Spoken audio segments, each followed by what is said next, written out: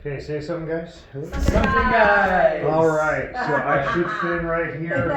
Edit this out. Okay, everybody, hello, instant greeters. Hi. It's Jeremy Hinks here. I'm with Nathan and Becky from the Iron Roses, and we are in Wiesbaden, Germany. Yes, once again, a city that I call home, back in Germany.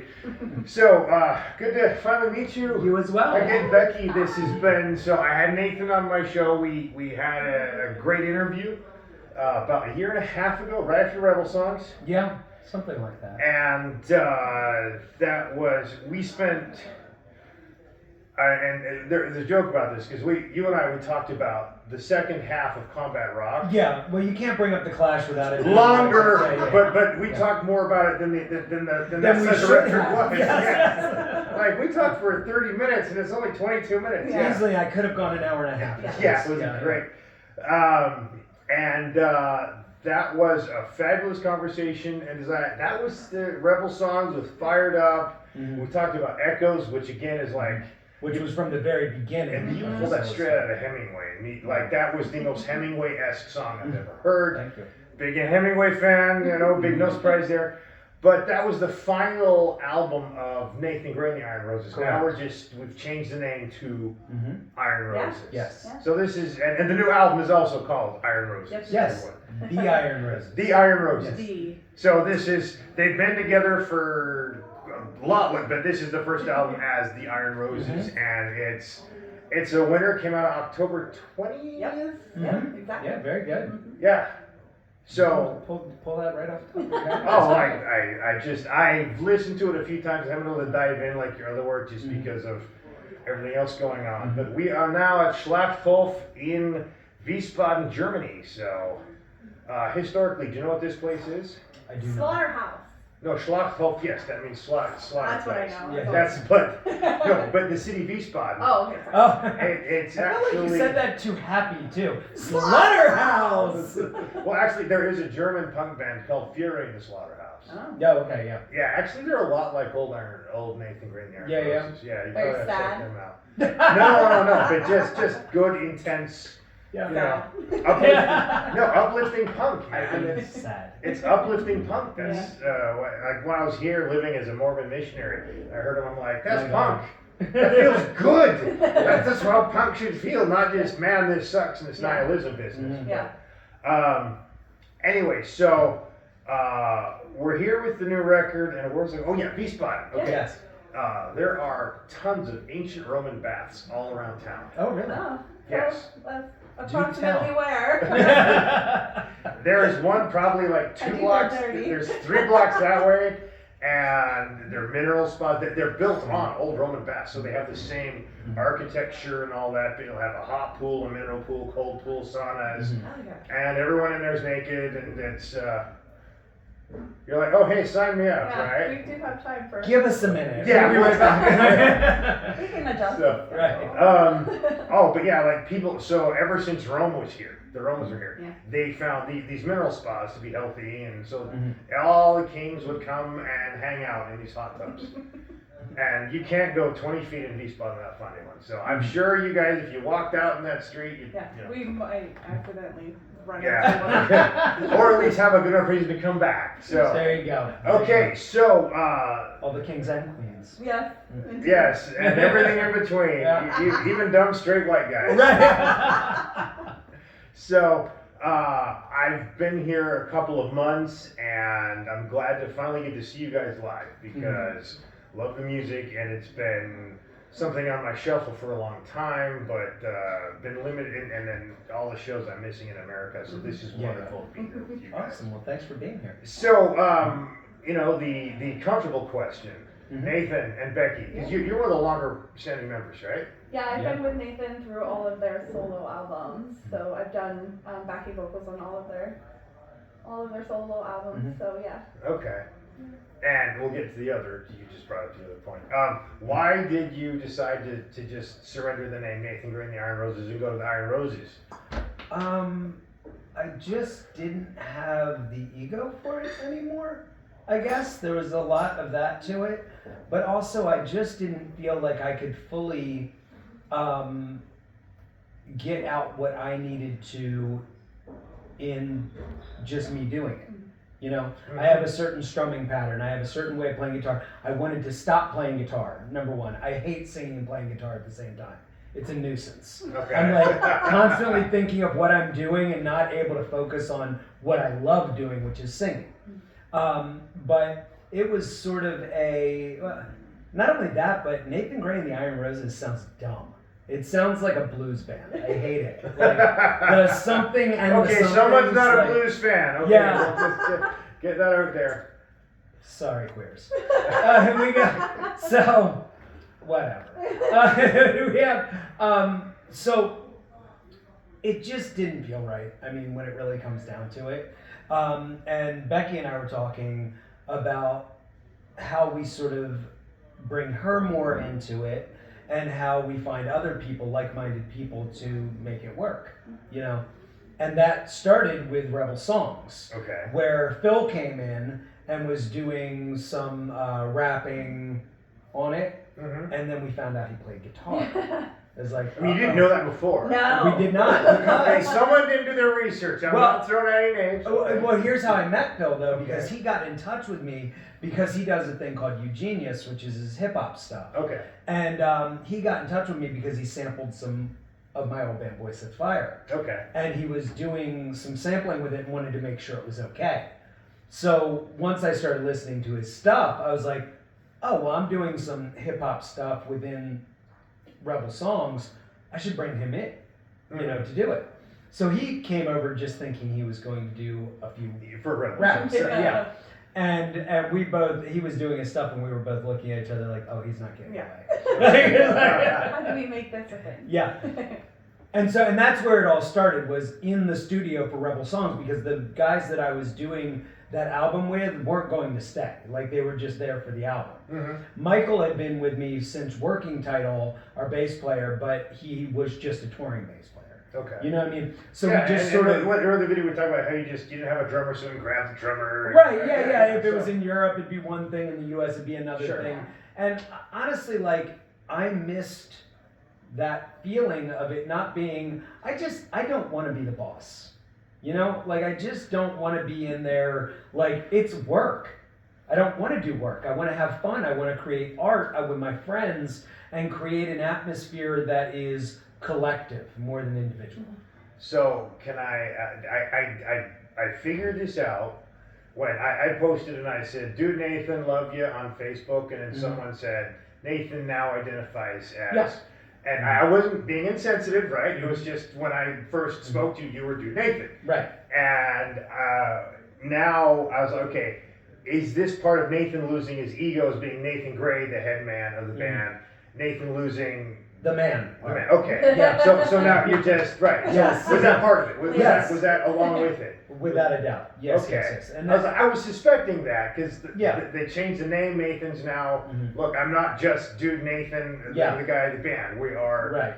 And so there was a lot of self-discovery that came from beginning with Echoes. Because I had That's like your greatest song, dude. Thank you. I just gotta say that. Thank I you. love that song. Well, it started there with, getting in touch with past trauma. And I feel like you can't really get to who you are until you figure out who you aren't. And a lot of trauma plays into that. And so getting that out finally led me to lose a lot of that anger and a lot of that just bullshit that was caught up inside. Yeah, the facade. And at that point, once I got through that, I was able to finally go, oh, okay, this makes sense now, Okay. So everything started making a lot more sense. And I finally realized, who I was in this crazy, mess of things. Beyond the echoes in the dark. Yeah. Which was, coming out as pansexual and non-binary, trans, whatever, was that next step in that evolution of realizing, finally, that everything I already sort of knew but was hiding was okay. And I could just come out and be who the fuck I am and surround myself with people who get that. Okay. Because again, I'm not being insensitive when I call you dude. No, go Nathan. fuck yourself. I will call you dude Nathan. You can use dudette. Yeah, I mean, Dudette, yeah. I mean, honestly, I've heard dude thrown around for girls, guys, everything. Well, so right, it's like really my pronouns are he, him, his dude. yeah. That tracks. But then when I joined the dudist religion, there Yeah. were women dudes in there. I'm like, Sure. So we have trans dudes. Yeah. All right, now binary dudes. Okay. Yeah. Dude is a universal pronoun. Yeah. So, and Becky, please show the camera your lovely tattoo. Oh, we all No, got that them. one. Love it. We all Love it. got them. Yeah. It's Where's in my mine? jacket somewhere. We all got them on this tour. Because I noticed your guitar in the video. Nope, I don't play guitar. Oh no! In the rivalry, the revival video, I was like, "There's Iron Roses on that guitar." Yeah. Yeah. I used to have them on the guitar. Yeah. They're still on that acoustic. Yeah. Yeah. So it's like, And that's the logo. same one right there. Yep. So, Yep. Okay, so we We have all some. got them. Last night in Cologne, we had a friend come out that does tattoos, and she did them on all of us. On the bus. Last night? Yeah. Yeah. That's brand new? Yeah. Yep. Oh, high five. That's Yeah. beautiful. Okay, so the focus of the new record, I noticed, and again, we don't have time to dive into lyrics like you and I love. Mhm. Like, Yeah. Like that interview, we went over your lyrics, like, we can't do that tonight. But we'd be here until long after the show. They don't have time for that. But what you and I had also appreciated bringing the Clash in again was that you found this, yes, we're angry, but we're looking for something better, we're looking to make something better.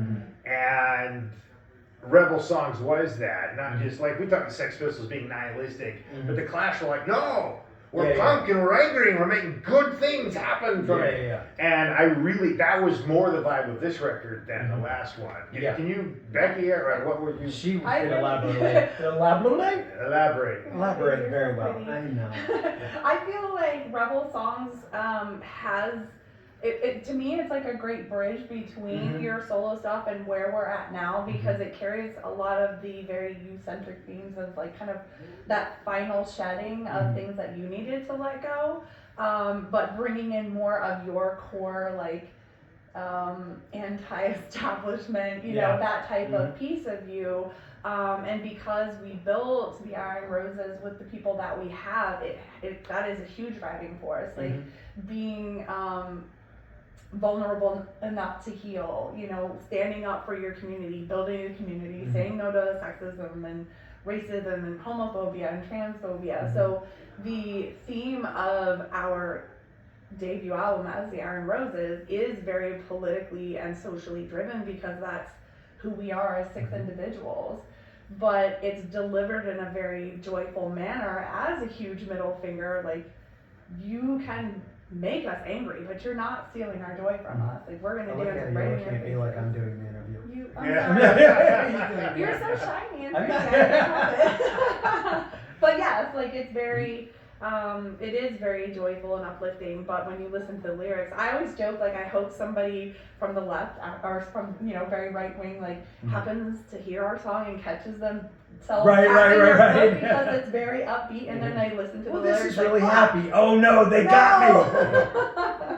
Well, there is in old school punks, right? Like is what I grew up in. There was no room for racism. There was no room for homophobia. Although it was odd when, and again, I feel like the queer community needs to get more punk in their diet.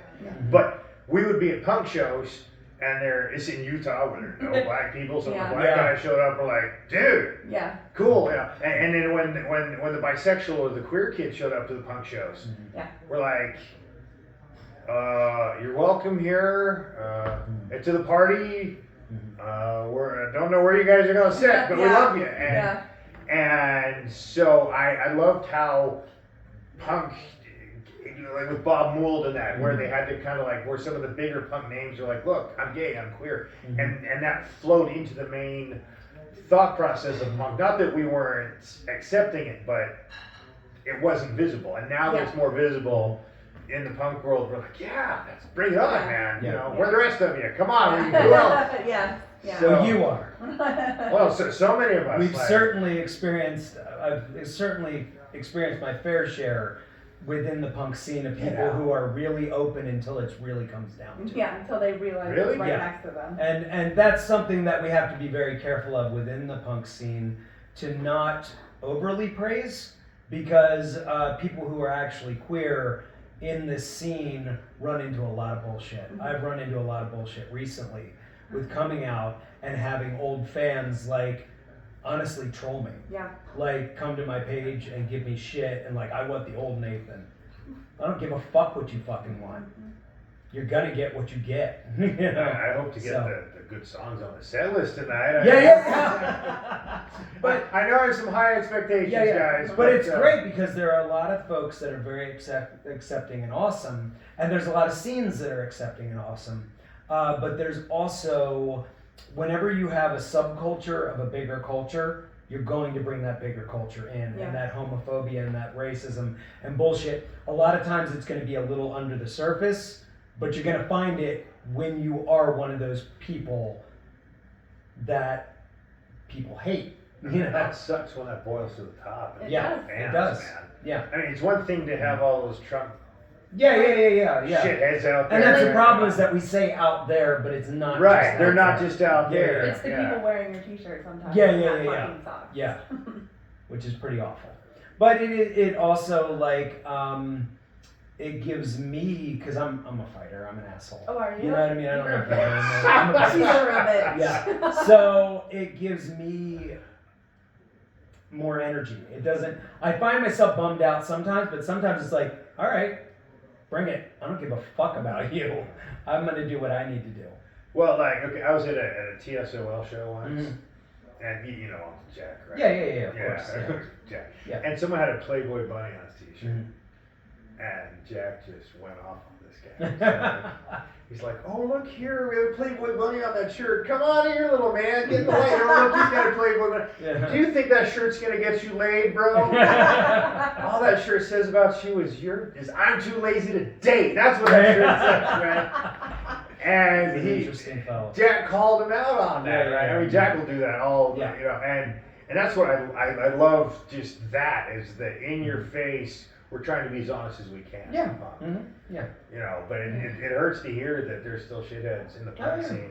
Absolutely. They're poser punks. Yeah. Exactly. Yeah. Do Yeah. you not listen to the words anybody in your scene is saying? I mean, Yeah. what do you think Jello would say to you, man? Jello would, you know. Yeah.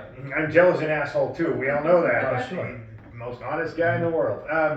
So I remember I really ruffled your feathers when I asked you one question, and You're gonna do it again? yeah, but I'm asking you too. Oh, okay. Yeah, your turn. So I said when I said.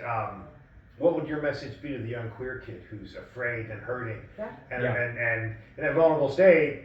And Nathan was like, you know, to those people who would shame them, how fucking dare you? Yeah. You got Nathan was like, he was like, Yeah. dang, sorry, Very angry. but yes. angry, like forehead was red. Yeah. I'm like, man, back down. Yeah. Okay? How dare you? Yeah. You But know. that's the thing, like, and what I was talking about was that we don't have anything past this, as far as I know. And you were raised religious. Yeah. And I was too. I was raised hardcore. And so Mormon, my feeling is that if this is all we have of our life, how dare anyone create fear and shame in anyone's experience? We have such a short amount of time. Everyone should have happiness available to them. So it sucks when someone thinks that it's their job to make someone else's short time on this earth miserable. Yeah. Your turn, Becky. My turn is driven from my mother's side, because you know I am bisexual. I have a 16-year-old trans daughter, and so going through her journey with her. Were you like, 12? I'm 45, but thank you. Going through, you know, her journey with her, it's just, you know, I want to remind her and people like her that she deserves to survive, and I think that's part of our job as like the elder queers to show them that there is an opportunity to survive and that they can get past this hard part, and you know that there are people who want to help lift them and empower them and give them a safe pocket, because I know, you know, my daughter, some of her friends are also queer and do not have parents like me and like you, and so I just, it's hard for them right now. It's even Yeah, they don't have a lot of older. right I to mean, look up to. I mean, especially like our age, you know. they're- There's older, like 20s and 30s to them. That's older, yeah, you know what I not mean. in their But 40s and people that 50s. could be their grandparents, like seriously, I could. Yeah. You know, my son is almost 30, Yeah. so I could literally be their grandparent. And they don't see that because a lot of us were wiped out. Yep. You know, the 80s and the early 90s, the AIDS epidemic, Suicide. queer bashing, suicide Yeah. took out a lot. The reason I'm in this whole thing, not just to love the music, I mean, that's driving so much what I do, but yes, we have too many suicides in Utah with queer kids. Yeah, I'm And sure. that was how I got into working with Any Backstage. religious surroundings will do that. Yeah. Yeah, we made the decision. Well, my daughter, it was something that she wanted, and we made the decision together as a family to allow her to start HRT at her age because it was that, or like her mental health was in such a terrible place. It was like this is her survival medicine. Mhm.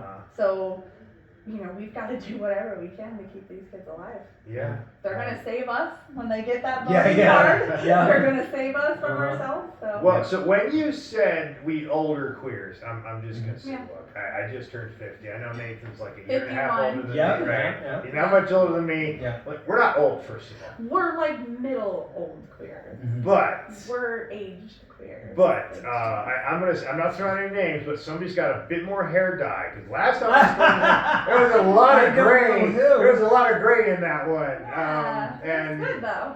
They're So- aging in reverse. Bitch, I don't know what you're talking about. It is I've always fucked looked up. this good. somebody's got a lot of hair dye going on. They're Yeah. going through like their second puberty. Like they came out and realized who they are, and now they're just aging in reverse, and it fucking pisses me off. You're welcome, everyone. Oh, I'm just, Speaking of hair. yeah. Well, no, it's been so cold. I usually just shave it, but I got so cold here Yeah. last little You're bit. growing a little I'm like, bit. I'm growing a little bit just so I can stay a little bit warm. Yeah, so. yeah, fair. Anyway, Nathan, Becky, love you guys. Guys, Love you too. Group Yes. hug. Oh, this has been I've been looking forward to this for a long time. So, all right, Instinct readers and Thank you. viewers, thank you. I was blowing kisses. I did too. Okay. I don't care.